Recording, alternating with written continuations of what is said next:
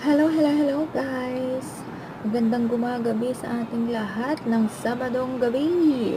So, ipapakita ko lang sa inyo ang aming bulaklak na sa hapon lang namumukadkad. Ayan, ang ganda at ang simoy ng hangin ay malamig na malamig pa rin.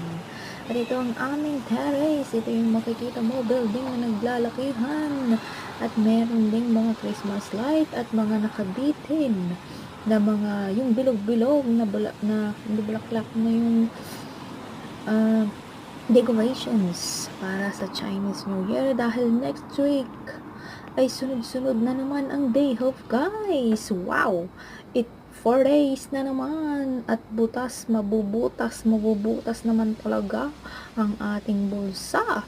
At kung wala kang budget ay na mag-stay ka na lang sa iyong kwarto at matulog na lang. At ito na nga guys, magandang gabi ng Sabado.